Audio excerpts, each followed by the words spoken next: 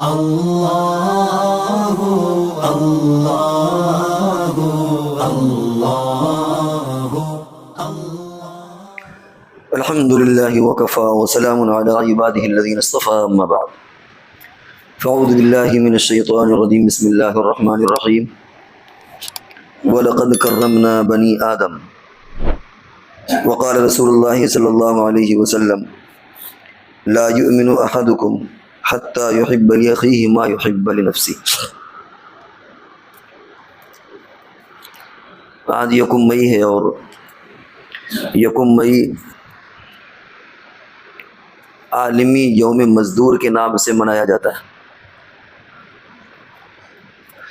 جب معاشرہ کھوکھلا ہو جاتا ہے تو پھر حقیقت پر توجہ کم ہوتی ہے، رسومات غالب آ جاتی ہیں، رسمیں۔ اسی لیے آپ دیکھیں گے کہ کبھی چلڈرنس ڈے، کبھی فادر ڈے، کبھی مدر ڈے اور کبھی ٹیچر ڈے، یہ ڈے منائے جاتے ہیں، اور حقیقت میں جو ایک دوسرے کے حقوق ہیں اور ایک دوسرے کے ساتھ جو احترام کا معاملہ ہے وہ پیچھے چلا جاتا ہے، اس کی طرف توجہ نہیں ہے۔ صرف رسمی طور پر سال میں ایک بار اس کو منا لیا گیا اور یہ سوچا کہ بس حق ادا ہو گیا۔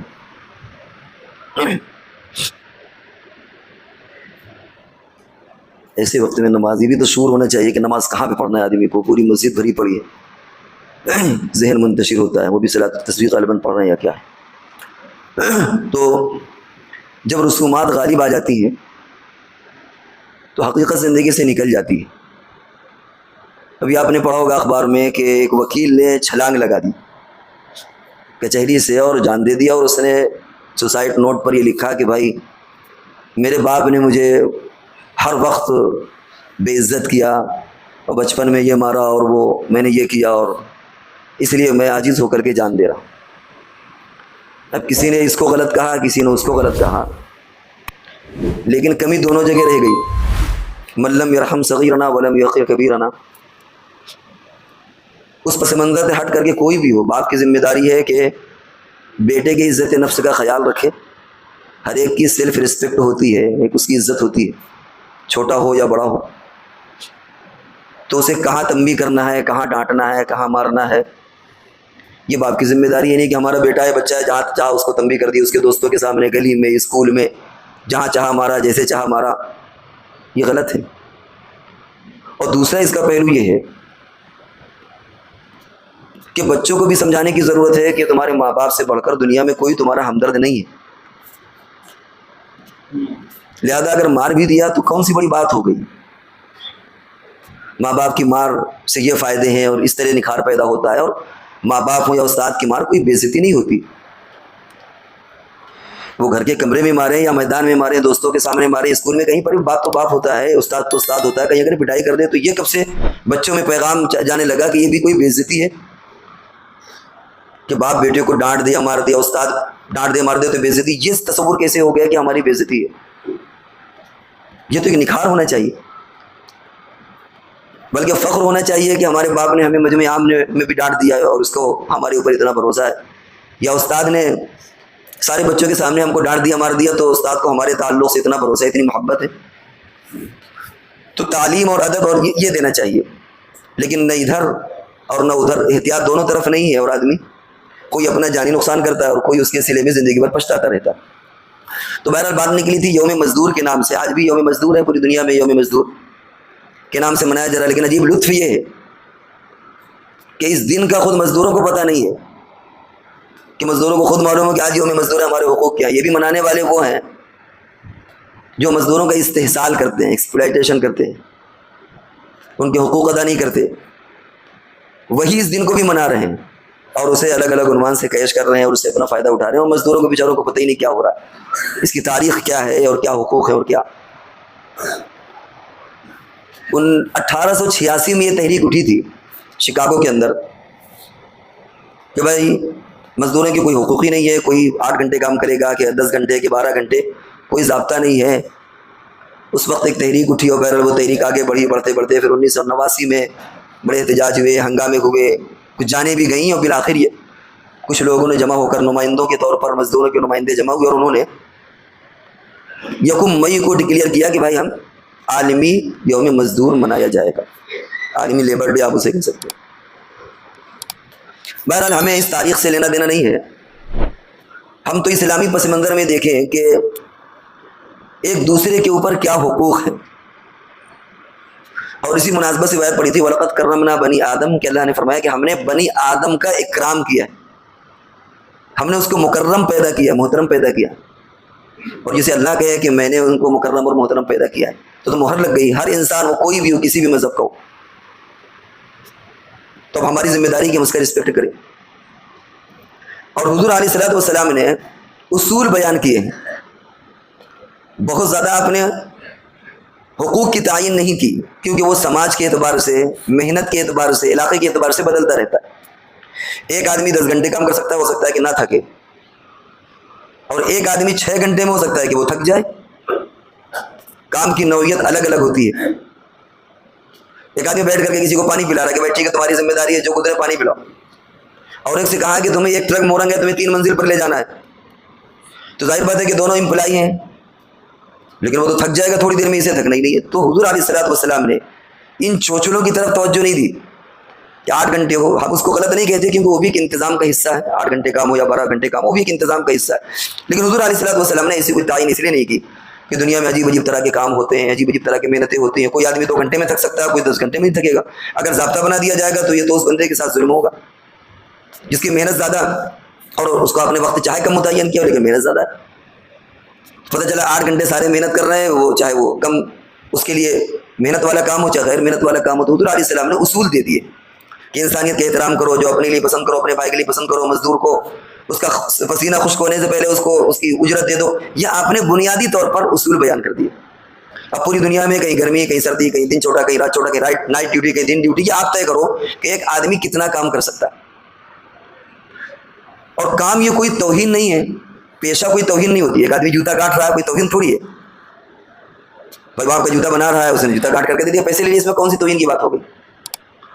تو پیشہ کوئی توہین نہیں ہے. ایک آدمی نے آپ کو رکشے میں بیٹھال کر کے اسٹیشن چھوڑ دیا, اس میں کون سی توہین ہے؟ وہ پیر سے کھینچے, ہاتھ سے کھینچے, بیٹری سے کھینچے, وہ آپ کا کام کر دیں, اینٹیں اٹھا دیں, آپ اس کو پیسے دے دیں, یا آپ کو رکشے میں پہنچا دیں, پیسے دے دیں, اس نے محنت کیا. آپ تو پیشے سے کوئی عزت اور ذلت وابستہ نہیں ہے. اور یہ اللہ کا نظام ہے کہ اللہ نے دنیا میں اس طرح کا نظام بنایا ہے کہ ہر میدان میں اللہ نے بندے پیدا کر دیے. آپ کو کہیں پر کوئی کمی نہیں ملے گی, ہر چیز کے لیے بندے پیدا کیے ہیں. اور یہ کوئی نظام دنیا میں نہیں ہے کہ کتنا کون کام کرے گا, یعنی کس طرح کا کام کون کرے گا. مستری کتنے ہونا چاہیے, لیبر کتنا ہونا چاہیے, ڈرائیور کتنے ہونے چاہیے, فلاں کام کے لیے کتنے ہونے چاہیے. آٹومیٹک یہ پورا کا پورا نظام چل رہا ہے. انجینئر کتنے ہونے چاہیے, ڈاکٹر کتنے ہونے چاہیے. دنیا میں کوئی ایسی تحریک نہیں جو توازن یہ کرے اور یہ ایک ڈاٹا آپ کو پیش کرے کہ بھائی کانپور میں اتنے ڈاکٹر ہونا چاہیے, اتنے انجینئر ہونا چاہیے, اتنے یہ اتنے. کوئی کیٹیگری دنیا میں نہیں. اور اس کو اور آسان زبان میں سمجھنا چاہے تو یہ سمجھ لیں کہ جیسے کھیتی ہوتی ہے, کسانوں کو بیٹھال کر کے دنیا میں کہیں پر کوئی ایسی تنظیم نہیں ہے کہ ان کو بیٹھال کر کے تعین کیا جائے کہ اچھا ایسا ہے کہ فلاں فلاں فلاں تو چاول بوئیں گے, دھان لگائیں گے, اور فلاں فلاں گیہوں, اور فلاں یہ دال, اور فلاں وہ دال, اور فلاں گنا. دنیا میں کہیں پر ایسا کوئی نظام نہیں ہے. یہ اللہ نے خود بندوں کے دلوں میں ڈالا ہوا ہے کہ ارہر کتنی بونا ہے, جو کتنا بونا ہے, گیہوں کتنا بونا ہے, چاول کتنا لگانا ہے, گنا کتنا لگانا ہے. اور آپ کو ہر چیز آپ کو وافر مقدار میں مل رہی ہے. کہیں کسی نے شکایت نہیں کہ یار اس سال ایسا ہوا کہ ارہر کی دال کسی نے بوئی نہیں, ارہر تو ملی نہیں, یا اس سال پتہ نہیں کسانوں کو کیا ہوا, کسی نے گیہوں نہیں بویا, یا کسی نے دھان نہیں لگایا. خود اللہ تعالیٰ ایسا ان کے دماغ میں ڈال دیتا ہے کہ کس کو کتنا کرنا ہے. سبزیوں کی پیداوار ہوتی ہے, آپ کو کبھی کمی ہوئی کہ یار اس سال تو بھنڈی ہوئی نہیں, یا اس سال تو فلاں سبزی کسی نے بویا ہی نہیں. حالانکہ نہ کسان ایک دوسرے سے سیٹنگ کرتے ہیں, نہ پلاننگ کرتے ہیں, نہ کوئی آپس میں ایسا تال میل ہوتا ہے کہ یار تم یہ بوگے تو ہم یہ بوگے, اور تم ایسا کرنا تو ایسا کرنا, تاکہ مارکیٹ میں ساری چیزیں پہنچ جائے.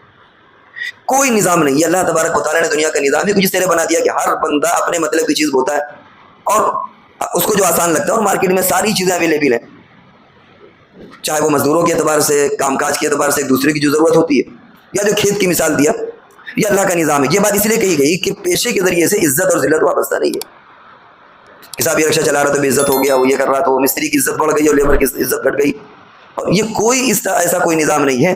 اللہ نے کسی کے لیے ہر آدمی ایک دوسرے کا محتاج ہے. ہر انسان کی ضرورت ایک دوسرے کے ساتھ پوری ہو رہی ہے. وہ چاہے پیسہ دینے والا ہو چاہے لینے والا ہو.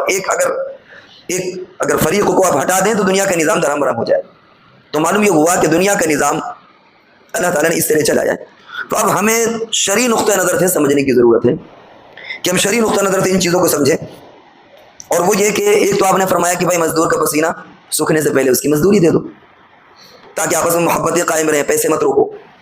اور دوسرے فرمایا کہ لا یؤمن احدکم, تم جو اپنے لیے پسند کرو وہی اپنے بھائی کے لیے پسند کرو. ایک بہت بڑا اصول دے دیا. اور ایک اعتبار سے دیکھیں تو یہ حدیث بہت مشکل ہے, کیونکہ اگر ایک فیکٹری کا مالک ہے اور ایک اس کا چپراسی ہے جو گاڑی آنے پر گیٹ کھولتا ہے اور یسر کرتا ہے, تو وہ مالک یہ نہیں وہ خیال کر سکتا, پسند کر سکتا ہے کہ یہ پیو چپراسی جو مجھے سیلوٹ مارتا ہے یہ میری گدی پر آ کر بیٹھ جائے اور میں اس کی جگہ پر چلا جاؤں. حضور کیا فرماتے ہیں, جو اپنے لیے پسند کرو وہی اس کے لیے پسند کرو. اس کا مطلب تو یہ ہوا کہ اس کا ہاتھ پکڑ کر کے آپ اس کو گدی پر بیٹھا دیں اور آپ اس کی جگہ پر چلے جائیں. تو یہ تو اس کو کہتے ہیں تکلیف مالا یطاق, انسان کے بس میں یہ نہیں ہے. یہ مثال کے طور پر ہے. پھر اس کا مطلب کیا ہوا ہے؟ تو حدیث بڑی مشکل ہوگی سمجھنا. اس حدیث کا مطلب یہ ہے کہ تم جو اپنے لیے پسند کرو اپنے بھائی کے لیے پسند کرو, کہ اگر تم اس جگہ پر ہوتے تو اپنے لیے تم کیا پسند کرتے؟ ظاہر تم اپنے لیے پسند کرتے کہ عزت کا معاملہ کیا جائے, وقت پر تنخواہ دے دی جائے, ضرور زیادہ کام نہ لیا جائے, جس کام کے لیے رکھا ہے وہی اس سے کرایا جائے, اس کے ساتھ استحصال نہ کیا جائے, اس کی مجبوری کا فائدہ نہ اٹھایا جائے. لہٰذا اب تم اس کے ساتھ کوئی ایسا سلوک مت کرو. اور ادھر وہ چپراسی ظاہر بات ہے وہ اگر یہ سوچتا ہے کہ یار یہ فیکٹری کا مالک میری جگہ پر آ جائے اور میں اس کی جگہ پر, تو یہ تو حسد ہو جائے گا. اس کے لیے پسندیدہ یہ ہے کہ وہ یہ سمجھے کہ اگر میں فیکٹری مالک ہوتا تو میں چاہتا کہ کوئی خیانت نہ کی جائے, گیٹ سے کوئی مال ادھر سے ادھر نہ ہو. لہٰذا اب میری ذمہ داری ہے کہ میں اس کے ساتھ ایسا سلوک کروں. گرمی کا موسم ہے, آپ نے رکشہ کیا اور ایک اس کی اجرت متعین ہے, آپ چاہتے ہیں کہ اتنی مل جائے, آپ نے بڑھا کر کے دے دیا. اب آپ یہ سوچیں کہ اگر میں چلا رہا ہوتا تو میں اپنے بارے میں کیا تصور کرتا. بیٹھنے والا یہ سوچے, لہٰذا وہ اس کو اضافہ کر کے دے دے. اچھا دے بھائی گرمی کا موسم ہے, پانی برس رہا ہے, بھیگ گیا, کچھ اضافہ کر کے دے دو. رکشہ چلانے والا سوچے کہ یار اگر میں اس جگہ پر ہوتا بیٹھا ہوتا تو کیا ہوتا. تو ہر آدمی اپنے کو دوسری جگہ پر رکھ کر کے دیکھے کہ میں اگر اس جگہ پر ہوتا تو اپنے بارے میں کیا پسند کرتا, وہی وہ پسند کرے. یہ رسول اللہ صلی اللہ علیہ وسلم نے اصول دیا کہ جس سے محبت پیدا ہوگی. لا یؤمن احدکم حتی یحب لاخیہ ما یحب لنفسہ. تم میں سے کوئی انسان اس وقت تک مومن نہیں ہو سکتا جب تک کہ اس کے اندر یہ جذبہ پیدا نہ ہو کہ جو اپنے لیے پسند کرتا ہے وہ اپنے بھائی کے لیے پسند کرے. تو حضور صلی اللہ علیہ وسلم نے یہ بنیادیں دی ہیں کہ اس کے ذریعے سے آپس میں محبت پیدا ہوگی. اور یہ جو مزدوری ہے یہ کام, یہ کوئی توہین نہیں ہے, یہ تو زندگی میں ایک الگ الگ تقسیم کار ہے. کام کو بانٹا گیا, تم یہ کر لو, تم یہ کر لو, تم یہ کر لو. ہر آدمی ایک صلاحیت کا نہیں ہوتا. اگر ہر آدمی ایک ہی کام کرنے لگے گا تو دوسرا کام کون کرے گا. تو رسول اللہ صلی اللہ علیہ وسلم نے فرمایا کہ مزدوری کی توہین, اگر مزدور کی توہین کرتے ہو تو یہ انسانیت کی توہین ہے. وہ بھی ایک انسان ہے. اور جیسا کہ شروع میں بات کہی گئی تھی کہ معاشرتی زندگی اور معاشرتی زندگی کے اندر استحکام یہ قانون سے پیدا نہیں ہوتا, یہ ہمدردی سے پیدا ہوتا ہے. آپ ضابطے بنا دیں اور قانون بنا دیں اس سے کوئی فائدہ نہیں. اس کے لیے ہمدردی چاہیے, اس کے لیے اخلاق چاہیے. اگر آدمی اخلاق کا مظاہرہ کرے, ہمدردی کا مظاہرہ کرے تو ایک دوسرے کے اندر محبت پیدا ہوگی. تو رسول اللہ صلی اللہ علیہ وسلم نے مزدوری کے حقوق کی ادائیگی کے تعلق سے یہ نہیں فرمایا کہ صرف ایک سماجی چیز ہے, ٹھیک ہے, نہیں, بلکہ یہ دینی فریضہ ہمارا. آپ نے کچھ بنیادیں ہمیں دی ہیں, کچھ اصول ہمیں دیے. تو بات یہاں سے چلی تھی کہ آج جو عالمی یوم مزدور منایا جا رہا ہے, آج دیکھیں کہ مزدور آئے دن احتجاج کرتے ہیں اور پوری دنیا میں یہ صورتحال ہے. ایسا محسوس ہوتا ہے کہ ان کو حق نہیں ملا. لیکن کوئی تاریخ آپ ایسی نہیں بیان کر سکتے کہ رسول اللہ صلی اللہ علیہ وسلم کے زمانے میں, قرن اول میں اور اس کے بعد, ظاہر بات ہے کہ اس زمانے میں مزدوری کی ضرورت پڑتی تھی, کبھی مزدوروں نے مل کر کے احتجاج کیا کہ ہمارے ساتھ ہمارے حقوق ادا نہیں کیے جا رہے, کیونکہ زمانے میں ایک دوسرے کے ساتھ ہمدردی تھی. اگر یہ محسوس ہو رہا ہے کہ ہم مزدور کی مدد کر سکتے ہیں اس وقت میں خالی بیٹھے ہوئے اور اس کی ذمہ داری کہ یہ سامان یہاں سے یہاں تک اٹھا دے, تھوڑا سا آپ بھی اٹھا دے تو کیا حرج ہے. آپ نے قلی کیا, اور قلی کی ذمہ داری ہے کہ آپ کے اٹیچی بکسے لے کر کے پلیٹ فارم باہر سے لے کر کے آپ کو ٹرین پر بیٹھا دے گا وہ. اب یہاں پر آپ نے کیا سوچا کہ صاحب ہم نے تو اس کو پیسہ دیا ہے, لہٰذا سب کچھ اس کے اوپر لاد دیا, ایک بکسا, پھر دو, پھر تین, پھر ایک اور بیگ بچا تو یہاں, پھر ایک بچا تو یہاں. حتیٰ کہ عورت نے سوچا کہ وہ بیگ جو اپنے سینے سے چمٹائے رہتی ہے, اس نے سوچا یہ بھی کیوں لا دوں, کہیں نہ کہیں اس کو بھی اس کے بدن پر پھنسا دیا کہ یہ بھی لدا ہوا. بیچارہ وہ ایک انسان کیا ایک عجیب و غریب بن گیا.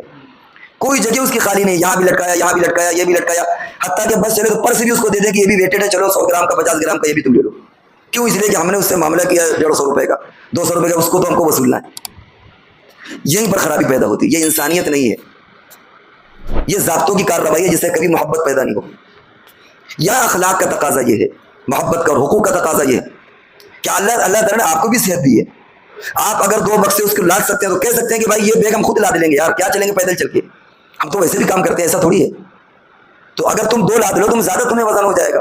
ایسا کرتے ہو کرو کہ اچھا اتنا تم لے لو اور اتنا ہم لے لیں گے، ایک بیگ ہم لاد لیں گے، ایک ہماری بیگم لاد لیں گے، ایک بچہ لاد لیں گے. یہ نہیں کہ اس کو اتنا لاد دیا اور بیچارہ مجبوری کیونکہ اس نے طے کیا ہے، اس کو پیسے ملنا ہے، سب کچھ لاد دیا. اگر اصول آپ وہ چلیں گے تو پھر وہ والی شکل ہوگی، سب کچھ آپ لاد دیں گے، بس چلے تو آپ خود بھی بیٹھ جائیں گے اس کے اوپر. اور اگر آپ نے یہ اصول دیکھا جو رسول اللہ صلی اللہ علیہ وسلم نے فرمایا لا یؤمن احدکم، کہ تم میں سے کوئی آدمی مومن نہیں ہو سکتا جب تک کہ اپنے لیے جو پسند کرتا ہے وہی دوسرے کے لیے پسند کرے. اگر یہ بندہ کلی ہوتا تو اپنے لیے کیا پسند کرتا کہ بھائی ٹھیک ہے ہماری مجبوری ہے پیسہ کمانا، لیکن اس کا یہ مطلب نہیں ہے کہ جتنا وزن تم اٹھا سکتے ہو وہ بھی میرے اوپر لاد دو. ٹھیک ہے تمہارے اوپر ایکسٹرا سامان ہے، زینے چڑھنا ہے اترنا ہے، ٹھیک ہے، لیکن اس کا یہ مطلب نہیں ہے کہ تم 10 کلو بھی لے کر کے چلنے کے لائق نہیں ہو اور تم نے وہ میرے اوپر لاد دیا. آپ کبھی کبھی گوگل پر وغیرہ یوٹیوب وغیرہ دیکھیں، اس طرح کے کبھی جوک ہوتا ہے اور کبھی حقیقت ہوتا ہے، اس طرح کی چیزیں پڑی ہوئی ہیں کہ آدمی نے سب کچھ لاد دیا، بلکہ وہ بچہ جو عورت لیے چلے ہو سکتا ہے بچہ بھی اس کے اوپر لاتے ہیں کہ تم یہ بھی لے لو.